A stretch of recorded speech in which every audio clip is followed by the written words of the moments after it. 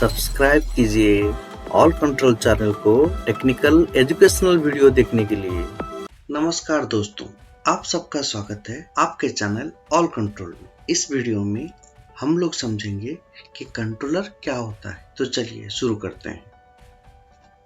पहले हम इसका डेफिनेशन समझते हैं। A controller is an instrument used for controlling a process variable और मेजरमेंट। इसका मतलब ये होता है कंट्रोलर एक ऐसा इंस्ट्रूमेंट है जो हम यूज करते हैं प्रोसेस वेरिएबल को कंट्रोल करने के लिए।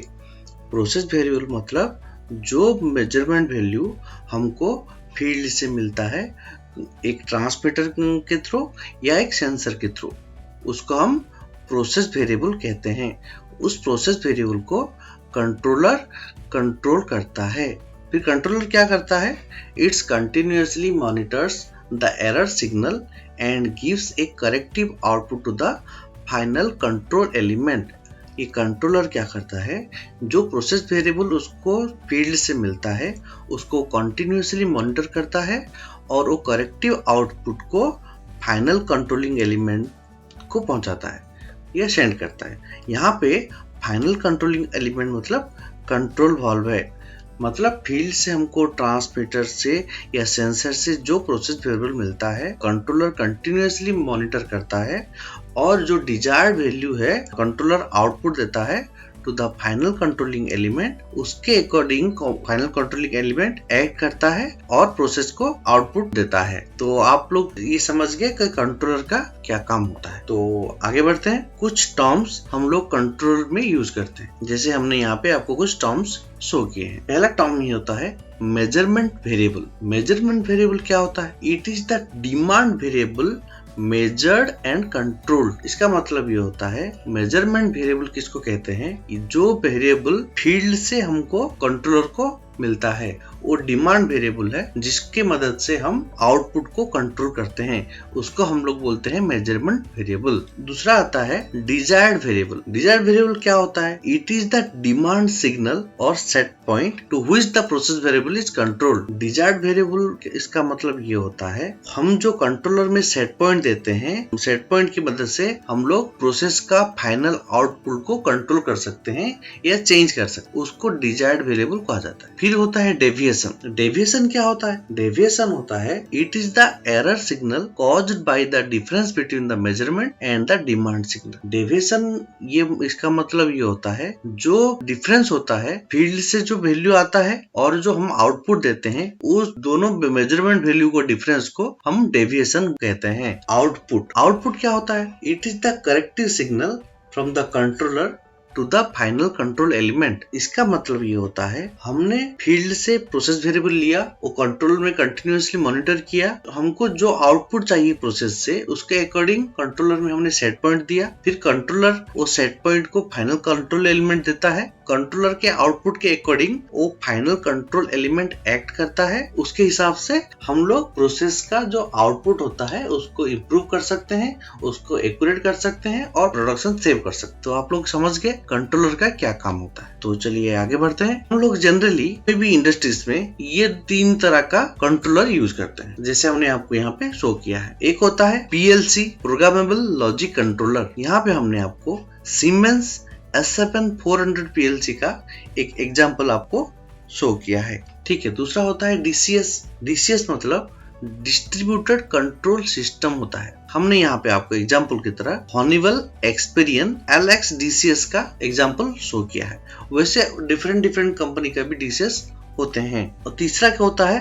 प्रोग्रामेबल ऑटोमेशन कंट्रोलर माने पैक्स। यहाँ पे हमने आपको एडवांटेक का APAX 5000 का पैक्स सीरीज को शो किया है। ये सब एग्जाम्पल हमने इसलिए शो किया है कि जनरली इंडस्ट्रीज में 3 टाइप का कंट्रोलर यूज किया जाता है आजकल के।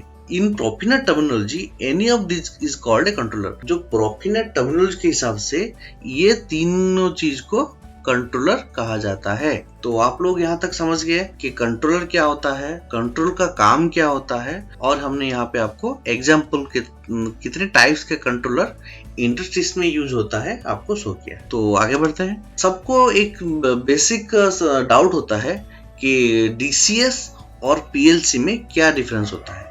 तो यहाँ पे हमने आपको 4 टाइप्स के डिफरेंसेस शो किए हैं। डीसीएस क्या होता है? DCS can control a larger number of machines और processes within a factory और प्लांट।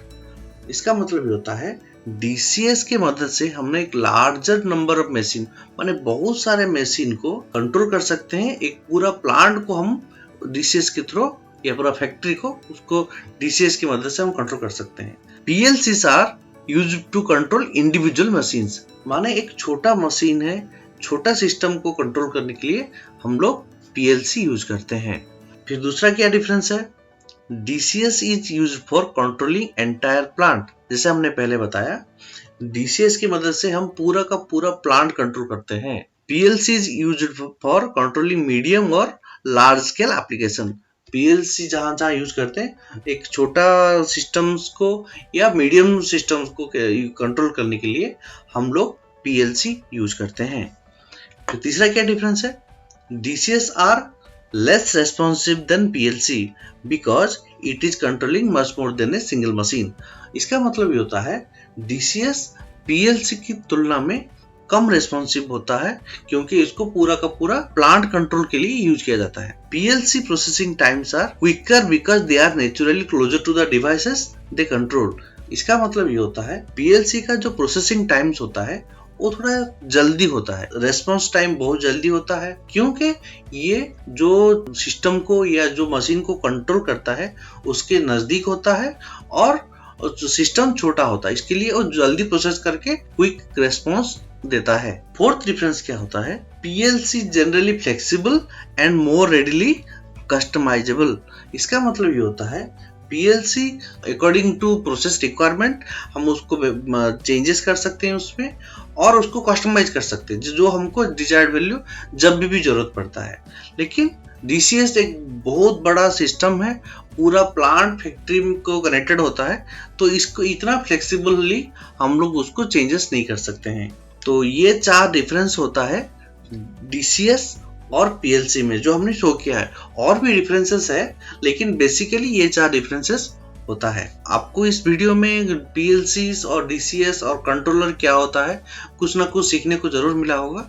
अगर आपको हमारा ये वीडियो अच्छा लगे, पसंद आया हो तो प्लीज लाइक कीजिए और हमारे चैनल ऑल कंट्रोल को सब्सक्राइब कीजिए। आज के लिए बस इतना ही दोस्तों, अगले वीडियो में मिलेंगे। जय हिंद, वंदे मातरम।